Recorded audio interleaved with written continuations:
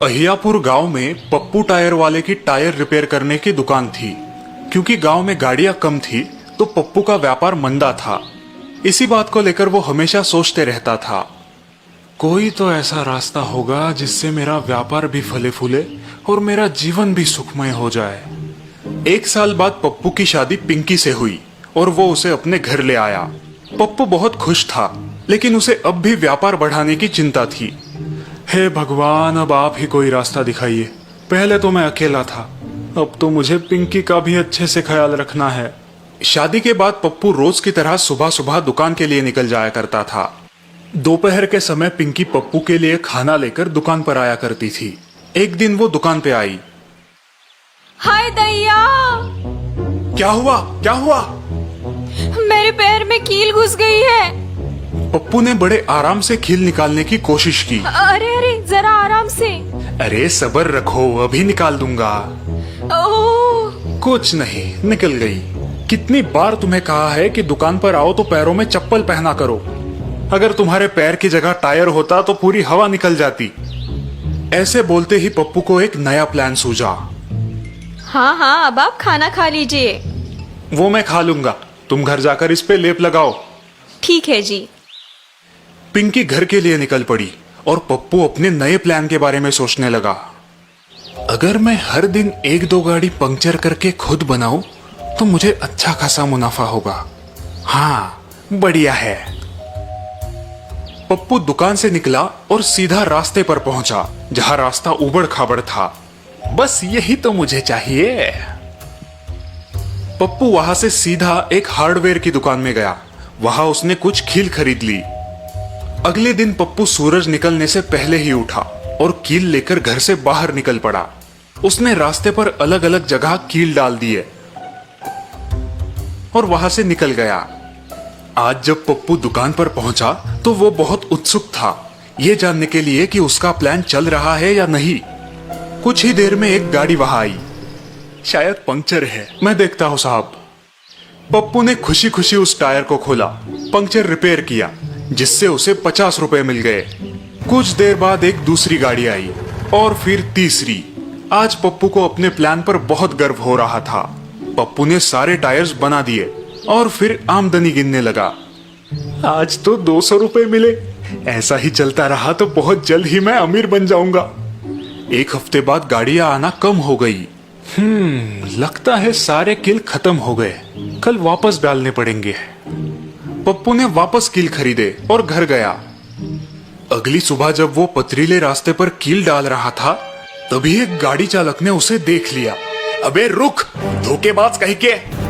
वो गाड़ी चालक पप्पू के पीछे भागने लगा और उसने पप्पू को पकड़ लिया। उसने पप्पू को गांव की पंचायत के सामने पेश किया। यह आपके गांव का पंक्चर वाला धोखेबाज है। ये रास्तों पर खुद ही कील डालता है और पंक्चर निकालकर पैसे लूटता है। क्या? आज मैंने खुद इसे रंगे हाथ पकड़ा है और ये देखिए, इसके पास ये कील की थैली भी है। वही मैं बोलूं, मेरी गाड़ी रोज पंक्चर कैसे हो जाती है? हाँ हाँ, ये धोखेबाज है। इसे पुलिस के हवाले कर देना चाहिए। नहीं नहीं, ऐसा मत करो, मुझसे गलती हो गई। अधिक पैसे कमाने की लालच में मैंने ये सब किया। मुझे माफ कर दो। क्योंकि ये तुम्हारी पहली गलती है, इसलिए मैं तुम्हें माफ कर रहा हूँ। लेकिन आइंदा अगर ऐसा कुछ हुआ तो तुम सीधा हवालात में नजर आओगे। पप्पू सरपंच के पैरों में गिर गया। अगर पप्पू ये सब ना करता तो गांव में उसकी इतनी थू थू ना होती।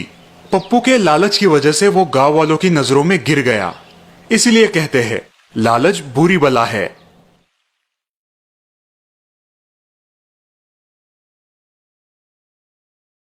सिंहगढ़ एक बहुत ही सुखद राज्य था, जहां की प्रजा राजा जयवीर सिंह और रानी रूपवती की तारीफ किया करती थी। लेकिन फिर भी जनता के सबसे चहीते थे राजकुमार रघुवीर सिंह। और क्यों ना हो, राजकुमार थे भी वैसे। वे बचपन से ही हर कला में निपुण थे। महाराज अपने बेटे को शस्त्र चलाना सिखाते थे और दूसरी ओर महारानी अपने बेटे को वेदों का ज्ञान देती थी। इंसान का सबसे पहला फर्ज है इंसानियत। उसके दिल में दया, करुणा और प्रेम की भावना भरपूर होनी चाहिए। युवराज रघुवीर सिंह अपने माता की हर बात को अच्छे से समझते थे। समय के साथ युवराज एक शक्तिशाली युवक बन गए उनके शास्त्रों का ज्ञान भी प्रशंसाजनक था। सटीक निशाना, फुर्तीली तलवारबाजी।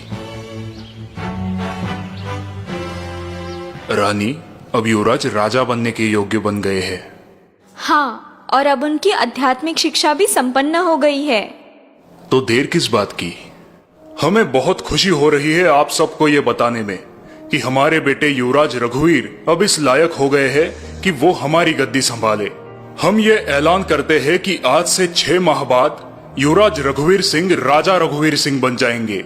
एक और बात, युवराज का राज तिलक होने से पहले उनके विवाह की शहनाई सारे राज्य में गूंजेगी। इस ऐलान के बाद युवराज रघुवीर सिंह के लिए अलग अलग राज्य से राजकुमारियों के रिश्ते आने लगे। इतनी सारी राजकुमारियां? आखिर किसे तुम्हारी रानी बनाए? ये तो बहुत सरल है माँ। आप सभी राजकुमारियों को यहाँ बुलाइए और उनकी परीक्षा लीजिए, और जो उनमें से आपको भा जाए उसे ही रानी बना दीजिए। सुझाव तो बहुत अच्छा है महाराज। सभी राजकुमारियों को महल में आने का निमंत्रण दीजिए। मैं खुद उन सब की परीक्षा लूंगी। ठीक है। कुछ दिनों बाद एक एक करके 5 राजकुमारियां दरबार में पधारी। सभी राजकुमारियों ने राजा और युवराज को प्रणाम किया। आप सभी का हमारे महल में स्वागत है। आप लोग रानी महल की तरफ प्रस्थान कीजिए, वहां रानी माँ आपका इंतजार कर रही है। 5 राजकुमारियां रानी महल की तरफ चलने लगी। क्या किसी को पता है कि रानी माँ क्या परीक्षा लेंगी?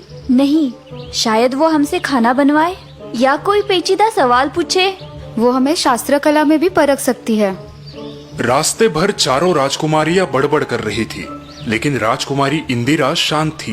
वो आसपास के वातावरण को देख रही थी। उन्हें रंग बिरंगे फूल बहुत अच्छे लगे। आखिर 5 राजकुमारियां रानी महल पहुंची, लेकिन वहां रानी कोई और ही थी, और रानी रूपवती ने एक दासी का रूप लिया था। हम आप सभी का स्वागत करते हैं। हमें खुशी है कि आप यहाँ पर आई। महारानी थोड़ी ही देर में पधारेगी, तब तक मैं आपके लिए शरबत लाती हूँ। वो सभी राजकुमारियां महल निहारने लगी, और महारानी रूपवती सबको निहारते निहारते अंदर चली गई। थोड़ी ही देर में राजकुमारियां एक दूसरे से बातें करने लगी। देखते देखते 2 घंटे बीत गए। रानी माँ अब तक लौटी नहीं। कहीं व्यस्त हो गई होगी, जल्द ही वापस आएगी। उन सभी ने अपनी गपशप जारी रखी, लेकिन राजकुमारी इंदिरा अपने आप में ही मशरूफ थी।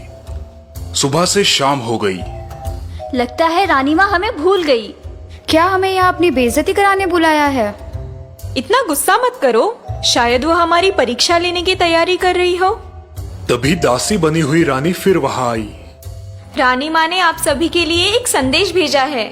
ये सुनकर सभी राजकुमारियां दासी के पास चली गई। उन्होंने कहा है कि मैं आप सबको ये शरबत पिलाऊं, तब तक आप उनका इंतजार कीजिए। इंदिरा को छोड़कर सभी राजकुमारियां दासी को घूरने लगी, और दासी के रूप में आई रानी ने जानबूझकर वो शरबत सभी राजकुमारियों के कपड़ों पर गिरा दिया। अरे, अंधी हो क्या? दासी होकर काम करना भी नहीं आता। मेरी इतनी महंगी ड्रेस खराब कर दी। अब तुम गई काम से। मनसा दासी की ओर बढ़ ही रही थी कि इंदिरा बीच में आ गई। रुक जाओ मनसा, उन्होंने ये जानबूझकर नहीं किया, गलती से हुआ होगा। तुम्हारी ड्रेस महंगी नहीं है इसलिए। अब मैं रानी माँ के सामने परीक्षा कैसे दूंगी? मैं इस दासी को तो नहीं छोड़ूंगी। न जाने रानी माँ ने कैसी दासी रखी है। जैसी रानी वैसी दासी। तुम सब लोग इतनी छोटी सी बात पर इतना अनाप शनाप क्यों बोल रही हो? तुम तो चुप ही बैठो। इतने घंटों से हमें यहाँ बिठाकर ये रानी हमारी बेइज्जती कर रही है। समझ नहीं आता कौन सी परीक्षा के लिए बुलाया है। वही परीक्षा जो तुम हार चुकी हो। परीक्षा खत्म हुई और परीक्षा सिर्फ राजकुमारी इंदिरा ने पार की। तुम सबकी सब बहुत सुंदर हो, लेकिन रानी बनने के लिए दिल भी बड़ा चाहिए, सिर्फ सौंदर्य नहीं। मैं रानी रूपवती हूँ और मैंने अपनी बहू चुन ली है। राजकुमारी इंदिरा बनेगी मेरे बेटे रघुवीर सिंह की पत्नी। आप सब अपने अपने घर वापस जा सकती है। चारों राजकुमारियों का मुंह छोटा हो गया और वो वहां से चली गई। रानी रूपवती ने अपनी होने वाली बहू को एक सोने का हार पहनाया और अपनी बहू के साथ ढेर सारे तोहफे भी भेजे। 2 महीने बाद युवराज रघुवीर सिंह और राजकुमारी इंदिरा का विवाह हो गया और विवाह के 4 महीने बाद युवराज को राजा बना दिया गया और युवरानी इंदिरा बन गई रानी इंदिरा। राजा रघुवीर सिंह और रानी इंदिरा को पाकर उनकी प्रजा बहुत खुश थी, क्योंकि वो दोनों राजा जयवीर सिंह और रानी रूपवती के प्रतिबिंब थे। इसीलिए दोस्तों कहते हैं कि इंसानियत ही सबसे बड़ी नीति होती है।